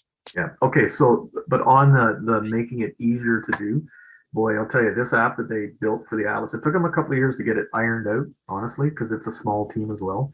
But now I can literally pull it up, and if I'm not into going to HawkCount, I do this. I've done this where I literally do each hour as like a little checklist. It's just like a mini checklist, and I can just go bing, bing, bing, bing, bing, save that off, and just keep it locally on my phone, and then ding, ding, ding, ding. And then at the end of the day, I have to bring those back together. Whereas, as Brian said, if you just do it on the go, it's great because I come home and I don't have to spend an hour trying to, because I've been putting the weather in as I go. I put everything right, and it's just done. And the new Apple phones, like I have great access at Hawkcliff, and I'm in the middle of nowhere down along the lake there, so it's just cell cable. Now you're using a bit of your day to do it, and I don't really give a rat's behind, but that is one thing you got to be aware of. So yeah, we are all awaiting when Jason has the time to get this done. He knows exactly what he needs to do. It's just a matter of carving out that time. He wants to work with Josh because Josh very much is interested in making it more user friendly and in creating a whole system. So it's very much on our minds. So hopefully we can do that sooner than later. Do other people have experiences? Go Can ahead, I just Jesse. ask? Oh, sorry. Can I just ask if the plan for that is to try to have an app that's similar to Dunkadoo, where you could do like live kind of individual bird submissions and that would still show up, or would it be kind of the hourly, the way that Brian was describing, where you're still going into the web browser, or is the plan to kind of make it like an app? They've talked That's a about good- both, and Yeah. it's going to be how much time do they want to spend, but whatever we can do to keep people, like track telling does work, right? And it's an interesting system. And here's another thing that people are doing. They're using their new phone with an old tablet as a hotspot, so they could still use the Dunkadoo. The beautiful thing about the Dunkadoo is it would just trickle out. I mean, it took like no data at all. And it was so simple and so easy to see that, you didn't have to take your eyes off the sky that long.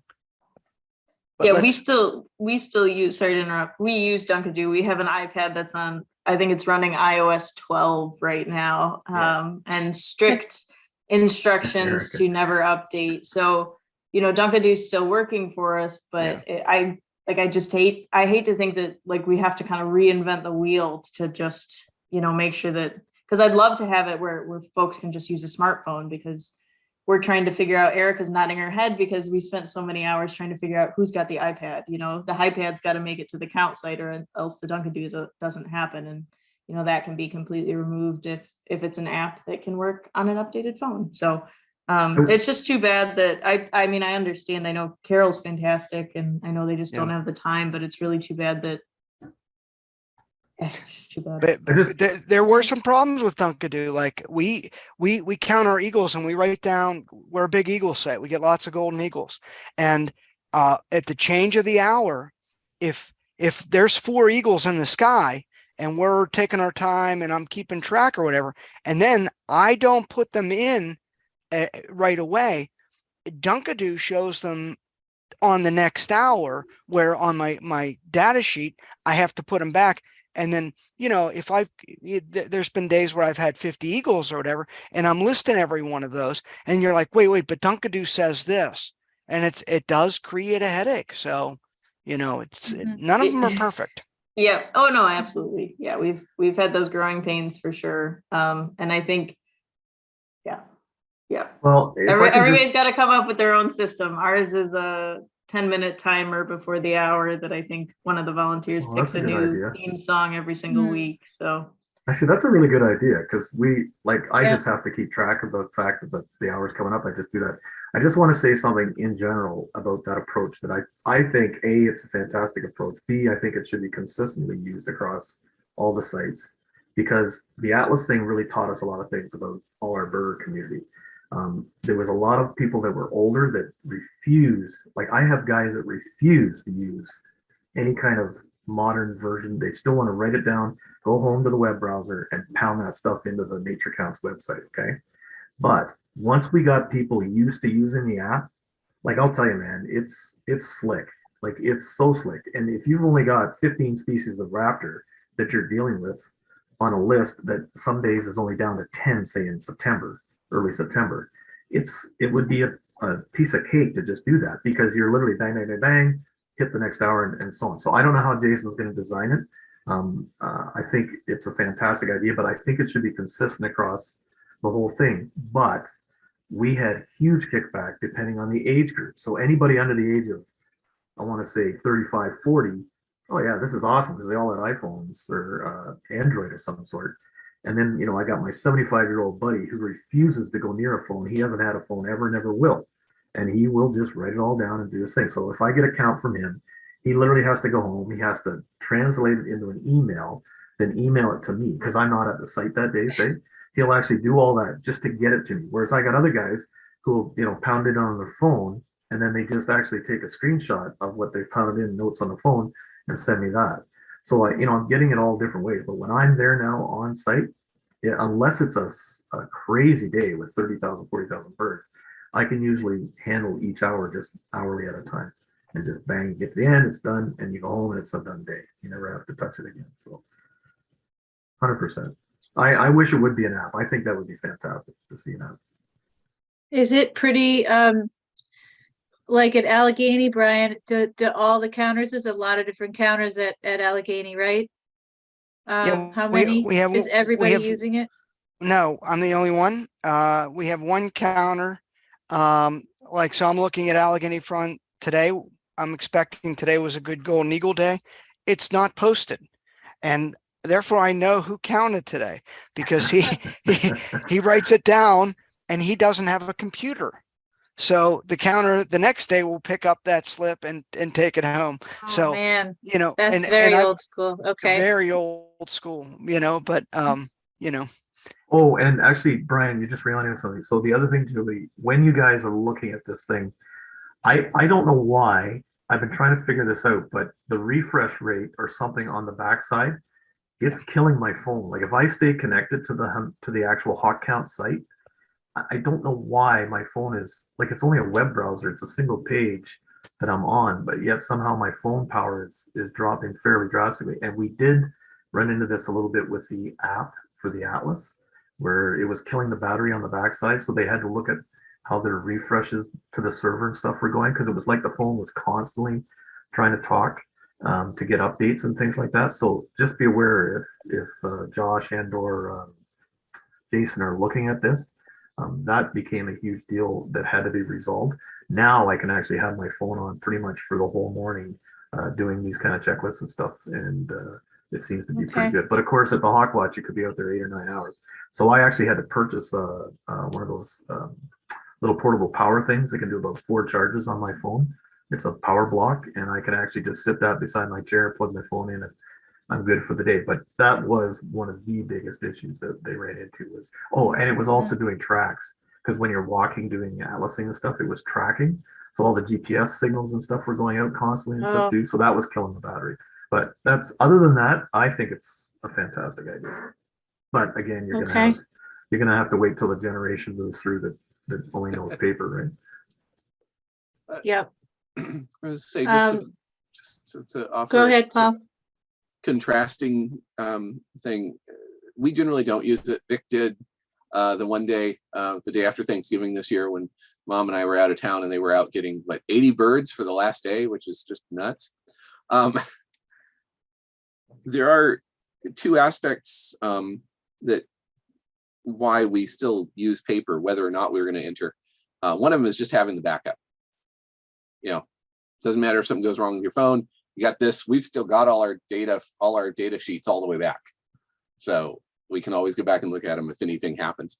But the other thing is, we take a bunch of data that doesn't go into HawkCount. Some of it's stuff that ends up in eBird. Some of it is the that we were able to go back and do a bunch of butterfly data for the Forest Preserve District for some stuff some grant money they just got, things like that, and a bunch of weather data that there's no place for it on the HawkCount, but we want to take it for our own interest. So that's another reason why, even if we were to go to putting stuff in live, we're still going to be doing the paper. So at that point, and I do know at least of a handful of sites that do that. They enter through Dunkadoo, and they still write a lot of things on paper, which is great. We do both. We do both. Yeah. Okay. I honestly see Dunkadoo more as part of our outreach effort, more than necessarily kind of the data collection, right? So same thing, I am big on paper data sheets. Get those digitized, get those saved for kind of long-term data tracking. Dunkadoo is so that we can get people to the site. So Yep. That's great. How about you, Jess? What's your experience been like using it? we were just having this exact conversation, Trectellen versus Dunkadoo, with Eric Brunke was up at the watch, and he's a former Caveman counter. So he's team Trectellen, and yeah, we're Dunkadoo.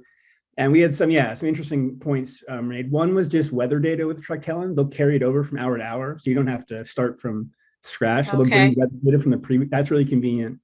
Then with Trectellen, I think he was saying, because I've never used Trectellen, I've just used Dunkadoo. But as you're entering species, because we get big non-raptor flights too. So as you're getting more of one species, raptor or non-raptor, that bird species will move to the top of kind of your list. So they're more accessible. So it's kind of in real time of that flight of the day. But then I commented that the summary statistics, like Dunkadoo only has like a pie chart for the day or for the season. It'd be really nice if they had some other way of displaying data for like a summary of October, September for raptors and non-raptors. It's just the pie chart is not user friendly to get down to like the tiny slivers, and you can't break it down by week or month. So that would be really helpful for summary statistics. Yeah. Okay. Good to know. And what's Cape May using now? Because Jason just told me that nobody's using Trectellen this year. No, Gerald Reb, he was posting Trectellen throughout the season. I think he still was. They were using Trectellen. Okay. Yeah. Okay. So I guess there's one. I'll have to mention that to Jason. Okay. Other anything else to mention about Trectellen, Dunkadoo? No. I'm excited to see where it goes. We are 100% paper at our watch site in New Hampshire, but I'm open to the idea of moving on. I will say one thing, Julie, just to add to this, because I know paper, like a lot of people see it as records and stuff to hold on to and things. Two things on that. We lost a bunch of paper records that were the previous 20 years, at least before me, because they got placed in a box that a couple had, and then both of them passed away, and nobody seemed to be able to find like their family, nobody in the estate, nobody could find all these boxes of data.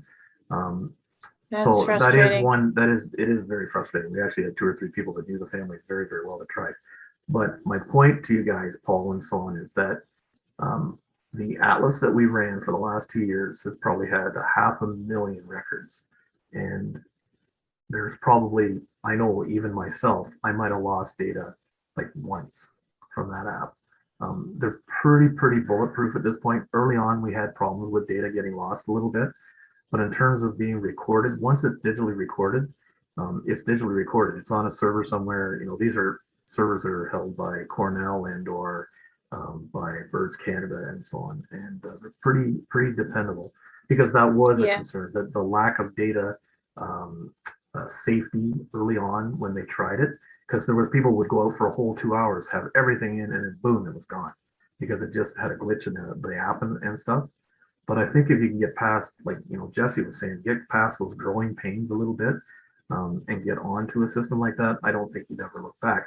That's not to say that you don't want to still have backup paper, because I've been frustrated at the end of the day, even just this year, where we didn't do paper, and then I got there and it was like, didn't we have a blah blah blah? And when I looked at my summary, I went, I don't have that bird in there. Where the hell did that bird go? If we'd had it on an hourly paper basis, I could have gone back to the paper and looked. So I give you that's definitely there. But I think as we go forward, we may see it more and more just go fully digital. And I hope in some ways that it does. I think it's good and safe data. But we have the paper, but we also have a couple of digital backups of our own, plus both HawkCount and eBird. So eBird's huge too. Data is tucked away in quite a few places. Yeah, we're the same, because often our data ends up on eBird. Like I'll do my own eBird report on the same day, that kind of thing. And again, that's those are Cornell servers. I think it's Cornell that holds all the servers for the eBird and stuff, right? But no, I totally get it, but I get the frustration though too of like losing paper records that were around for all those years, and then nobody knows where they are. So we have had that issue with the Illinois Ornithological Records Committee. There was a bunch of docs that came in and ended up at the home of one of the better known Central Illinois birders that just sort of never got anywhere. I don't remember if we ever figured out if that's ever been resolved. So yeah, I'm familiar with that side of things too. Yeah. We do have, I should make a plug, we do have some volunteers that are willing to enter data just on that topic. If you magically find lost data, and like a site out in Colorado did recently and has all this historic data that they need help entering, we have volunteers that are willing to do that. So just give a shout out for that.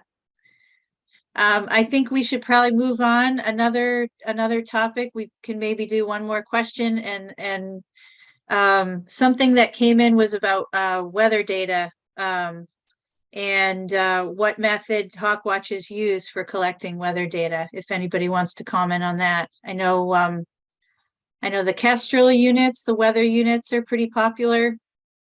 I hear about sites using those quite a bit, or applying for Hawkwatch Fund grants to pay for a couple Kestrel units. Somebody walked off with one of ours last season, unfortunately. But what are sites doing? I know that some people are located close enough to an actual weather station and just use that data. But does anybody have any other methods they want to share? We use a home weather system, the sort you would mount on your roof. Okay. And we used to just bring a tripod up. We've been trying to cut down on the weight these days. And so we actually there's a post, the park let us attach a tube there, and we can just slide it into that and mount the display unit on the pavilion. And it goes up and down every day, because he says, look, if you leave anything out, it won't be here tomorrow morning. So you Right. couldn't do that. But yeah, and then we have, because we do, like I said, a couple of other things, we have a couple of one specialized bit of equipment and an extra temperature sensor. But yeah. Okay. And we sometimes use the Waukegan, the phone for weather, if there's some reason, like it's just too cold to bother putting anything up, or we couldn't make it out or something, we'll use the phone. But some of you guys are familiar enough with Great Lakes to know that the weather at the airport 5 miles inland can be dramatically different than the weather right where we are. So that's part of the reason we actually do that. We're Yeah. also talking about using one of the new Kestrels next year. Yeah. That's some of the discussion we're doing. And that means less lugging things up to the Hawkwatch. That's true. That's true. You guys find the Kestrels are able to get a decent wind reading? I'm curious, because I've never actually used one.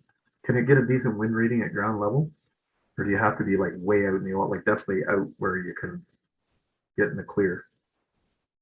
You know what I mean? Like I'd have to walk probably 200 meters out to get into the field that's away from trees and stuff like that. Yeah, we don't really have that problem. We're on a 10-foot tall hill in the middle of an open area. So we've got trees, but they're a few hundred yards away. That's because we actually had a pole. We actually used we had about a 15-foot pole for a while with same thing. We had a home thing on the top of stuff, but it went off the cliff one time and never came back. So we basically do pretty much everything based on a local weather station. Like it's some of these people run their local weather stations and then publish it and stuff, and that helps. Like it's decent enough system that I can trust. So and I usually back that up with the professional Port Stanley buoy offshore, because I can get a read for what the pressures and all that sort of thing are. Actually, just on the topic of weather, is there a reason why we're always doing pressure in inches still? Is that just because of historical data? I'm just curious, because everything else is like allows me to put Celsius, because here in Canada we're all metric, right? So I always have to convert or actually go looking at the buoy just to get my pressure and stuff like that. I just thought I'd ask. Yeah, no, I don't know. It's the way it's always been done, I guess. Consistency may not make the most sense. Yeah, it's kind of embarrassing when you think about it, right? They're still using, but whatever. Well, it's the American way to have something non-metric, because I think you guys are only one I of two know. countries left in the world, right? That still do Yeah. the non-metric. It's I silly. shouldn't pick on you. I mean, I get it. It's old data, right? But it just is annoying when I go, oh, geez, I got to get that in inches mercury. Yep.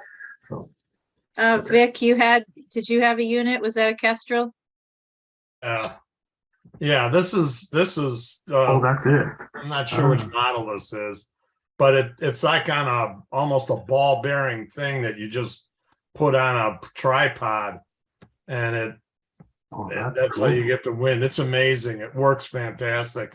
The other thing that's nice is there's an app on your phone, and it'll record everything from the Kestrel to your phone, and you can print it out later. I think you can put it in a spreadsheet, all kinds of stuff. It's a pretty neat unit, and it all fits in here. So, Vince, how much was that unit American? This one was around $300, but it does a lot. Yeah. It does a lot. It takes everything, and then it also logs it on here. But to get it off of here onto the computer, you need a cord or something. I just had the app. Yeah, but yeah, well, probably Bluetooth. It's not, but they do have less expensive ones. They just don't do as much as this one does. That's pretty slick. But it's and pretty. It does wind speed at the top. Like there must be a little. It does wind speed, in wind direction in degrees. Takes temperature, dew point, humidity, everything. Okay. Yeah, I might have to take a look at that. Right. It's the model number is 5500. 5500? Yeah. And if you don't want to put this like on a tripod, all you got to do is hold this up. Then you got to open up the little thing. Yeah. You hold this up and point it kind of where you think the wind's coming from, and then just pick the highest velocity on it. Mhm. But the thing that's nice is if you use this thing here, you can average out, I think, the wind over like 30 seconds. So it'll take wind readings for 30 seconds or so, average it out, and that's what the number you end up with. Yeah. And you I said like 5,500. You said that was? Yeah, 5,500. Yeah. Okay. Cool. Now we Go have a ahead, weather Brian. station that's up on a pole that's 30 or some feet high or whatever. But remember, we're always just sampling what the weather is. Like our wind, if you were to put a pole 50 feet up versus like holding it in your hand, it's very different. I Yeah. mean, but one of the things that I think is kind of important there too is just being consistent. And whatever you're doing, if you can be consistent with this, that helps out. And document it in your protocol, let us know, just write it down and keep track. So whoever comes in next year and 5 years can, do it the same way. That would be great. So that's a great point. When in doubt, put more notes into the observation notes or whatever. If I know when I go back sometimes, if I'm looking at data that's 30 years old or something like that from one of the sites, and someone put a note in, you're like, oh, thank you, Yep, Jess? I was about those notes in Dunkadoo. You can make notes in your observations. We were wondering where those end up, because they don't seem to show up in the HawkCount. They don't. That's the problem. We noticed we've never used the you can flag a bird or notable, and we don't know if that, we've never noted a bird or used it, but Dunkadoo has that feature. We just don't know where that data goes or what it does. I don't know. Black Brian. hole. Yeah. Because in Trek Telling, if you have a notable bird on the day, like non-raptor or raptor, and you hit notable, it shows in bold. But in Dunkadoo, it doesn't show in bold on the output any differently. Like if you have a rare bird, it'll show in a bold on the output of the day. Yeah, every system has their pluses and minuses, right? But yeah, that's the one thing that I didn't like about Dunkadoo is I'd put these comments in and it was like, why am I doing this? Because then I'd have to go back on HawkCount and do it anyhow. Right. It's frustrating. Other comments on weather instruments? No. We're kind of getting towards the end of the hour. I was wondering, if those were the main questions, those were the only questions that were submitted for this region, but do people have other questions they want to bring up or comments? I'd like to hear from Erica about how it is doing internship at Detroit. Are you the intern, right? I'm an apprentice, so it's actually Or apprentice, yeah. a paid position through the Friends group of the refuge. So I'm lucky to be paid to do this work.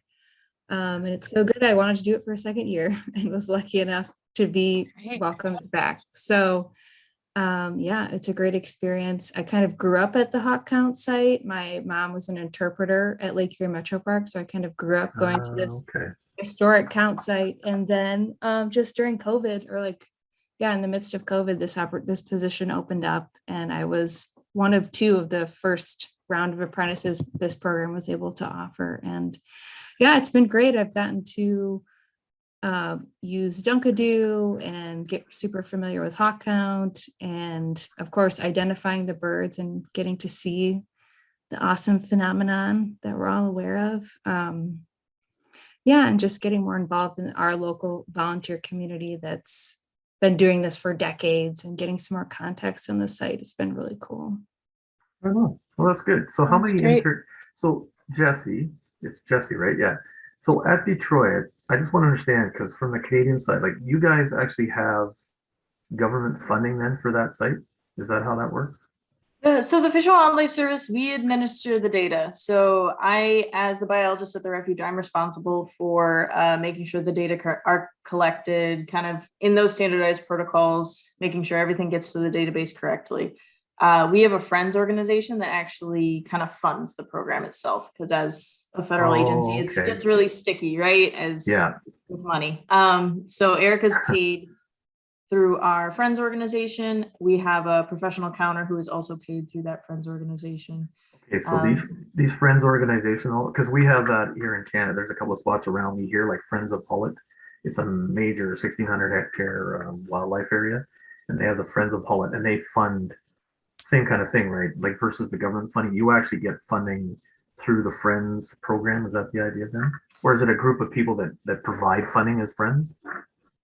I'm just trying to get a feel for how you guys get money in that sense. Yeah, no, that's a great question. You know, I think we're pretty unique as a refuge for a lot of reasons. We're an urban refuge. And that means that I think we have more available funding sources than I think a lot of other federal agencies and national wildlife refuges. So our friends organization is kind of just like our staff. They stay in the building with us. So it's not exactly as separate of a maybe friends entity as you're familiar with, but they get funding from, you know, and I was actually going to kind of suggest it. You know, we reach out to energy companies, local energy companies. They're always kind of looking to do kind of environmental work. So DTE Energy has sponsored the Hawkwatch for the last, I think, maybe like 10 years. Wow. And this last year, we did a bonfire fundraising effort. So yeah, we do kind of hobble it together, but no, so none of that's federal dollars. I'm able to pay for equipment, so scopes and binoculars and stuff, but I'm not able to pay for people through federal dollars. So we designed kind of the apprentice program to kind of fit in with the Urban National Wildlife Refuge mission that we are a part of, to try to reduce barriers for people to enter into this field. So like Erica mentioned, this is the second year we've done it. She was an apprentice this first year. I'm really happy I was able to kind of keep her on through this off season because she could continue to do education and outreach in the winter. She updated our brochure. She made sure all of the data was quality checked before it went into HawkCount and all that stuff. But the other apprentice that she worked with, he actually served as a counter in New York this year too. So what we're really trying to do is have a paid position that people with not a lot of experience who just have an interest in birds can try to kind of get their foot in the door, because yeah, Oh, like that's you all awesome. said, like this Yeah. is a, you know, I do want to say, because I was hearing quite a bit of like we need to focus on retirees, and you're absolutely right. Those folks are kind of like our best volunteer base, but let's not forget about the young people too, who are going to come back in the next couple decades, right? It's not wasting time to make sure that we're getting people up to speed. It's a long-term plan, right? So Erica, Right. can I ask you, Erica, like where are you at in terms like in schooling and stuff? Like you're done schooling, I'm assuming at this point? So my background is in art. I'm a ceramic studio artist, and I always worked in the service industry to kind of support that. And then during COVID, when that wasn't really an option anymore, I decided to kind of pivot and do like try something else on that I was always very passionate about. So I did some trainings and certifications, and now I work as a nature interpreter at Lake Erie Metro Park, the Marshlands Museum there. And then also, so there's a lot of crossover between the apprentice Okay. position and then being an interpreter at Lake Erie Metro Park. Yeah, So that's awesome. I didn't have Yeah. my background is not scientific or biologic, but like I said, I kind of grew up with the naturalist mindset in the family, and I'm like very curious and scientifically oriented. So this was a really cool way to kind of carve out maybe a non-traditional second career for myself. Yeah. No, the reason I ask is if I'm going to approach some of the universities and things like that, it's nice to know what the mindset is of someone that's, starting out, you've got a job. I had several individuals that were young enough, like I said, they got into the Atlas, they were really keen, but it just their direction and stuff and their next first steps in terms of first jobs and things like that, they have to take the jobs because, it's how they're getting into the field, and suddenly they're gone. And it's nice that you're able to come back. That's awesome that you're able to get back and do it again. So anyways, that's I'm just thinking, Julie, we'll have to it's too bad HMANA doesn't have an outreach to all universities and just make it easy on us guys. Because I honestly, I don't even know where to start to talk to University of Western Ontario, but I guess I'll have to just talk to their admin in some way. Yeah, and just kinda get a I'm feel for it. happy to help out too, Dave. If you want any help making connections, I'd be happy to lend a hand. Well, as you can tell, I have no problem talking. It's just finding the right person to talk to. Yep. Yeah. Just a note of interest, Dave. There is one other site on HawkCount that actually has some federal involvement, and that's Cadillac Mountain, which is actually run by the Acadian National Park. I don't know any details of who Where does is what that? work, but That one I don't know. Where it's is in that? Maine. Oh, okay. So Cadillac Mountain, it's actually Mount Desert Island off the coast of Maine. And I got to tell you guys, if you ever have the chance to visit, we weren't there during the Hawkwatch season, but it is the prettiest Hawkwatch I have ever seen. You're on top of the mountain overlooking Frenchman's Bay with nothing. You've been there, Julie, have you? Huh? Oh Julie's yeah, been there? yeah. Oh. Yeah. Spent a lot of time up there. Yeah. Yeah, and the Schoodic Institute now is very involved also, even though it's within the park. It's kind of the Schoodic Institute that runs it now. Actually, but that you bring up a good point though too, and this is another thing that I've worried about. So just so you guys are aware, we got private funding and donors. The land across behind the Hawkwatch was purchased, about 235 acres or 265, by a land trust, and the same people that funded that purchase actually agreed that we needed better facilities for the Hawkwatch. So we had talked about a tower and all that kind of stuff on the new property, but they ended up putting a new platform built up and stuff on the original site, which is part way on a farmer's property that he has now agreed to. But going forward, not being in an actual park that's protected by provincial law or federal law or whatever it is, it's difficult to know. Like, we've been there decades now, so will it stay that way? I worry that the farmland will sell, and what that'll actually mean, right, and stuff like that. So to hear that there's these ones in the parks, I'm a little jealous, because that's part of always been my worry over these decades, is that the land ownership would change. The municipality has been very good with us, and the county level has been good with us. So to get that new platform, that just happened this September. I came down and suddenly there was all this new stuff there, and I hadn't even heard that they were Yeah, because COVID had put it on the shelf for 3 years because we had fought to try and get that to happen. So, that's a good thing for our site, but it must be nice to be inside of park boundaries and know that you can just continue always in those park boundaries, right? The Hawkwatch survey that we did, longevity survey, Yeah. that was a big concern with most places. And it turns out that public versus private, they both have their unique problems with the landowner. If you're on a park, they suddenly fall under federal law or state law or county law, and in the middle of nowhere, they get shut down for things they never thought of. And if it's on private land, well, it can be sold. It can, so there is no perfect situation. And believe it or not, that was ranked rather high on the stress of every hawk site is we don't know what's going to happen to our ability to be on this property. So Yeah, I think by the way, what, that 30%, Brian? yeah, 30% that video are on private land. Yeah, that video is on the HMANA site. It's about 35 minutes. It's probably, if you haven't had a chance to go through the results, it's probably worth it because there's a lot of things that will let you know, oh, we're not the only ones that are concerned about this issue or that issue. Right. Yeah, it's really, really interesting feedback. And I really want to hear from the other half that we never heard from. We have a really active half of our network, and it's tough reaching everybody, but it was really some insightful info. Well, I don't know. I think we'll probably leave it there tonight, but that was really great. I loved hearing everything you guys had to say. What is it, Janice? You mentioned that one of the other ones, the Winter Raptor survey, and we've already got one lady interested. So, do you want to say a little bit about it, or Vic say a little bit about it?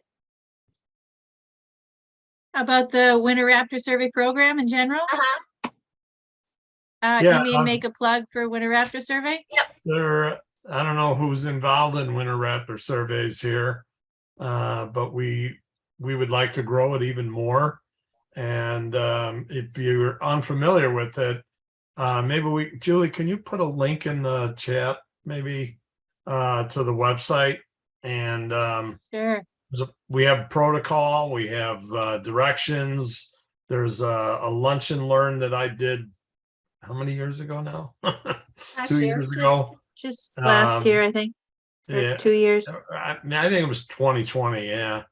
So Okay. you can learn a little bit about it there. But it's on the HMANA website. It's actually under the let's see if I can get it in there. It's under the research tab. Yeah, it's under the research tab, and then there it is. Let me see if I can get it in here. Yeah, that worked. Yeah, that's the website right there.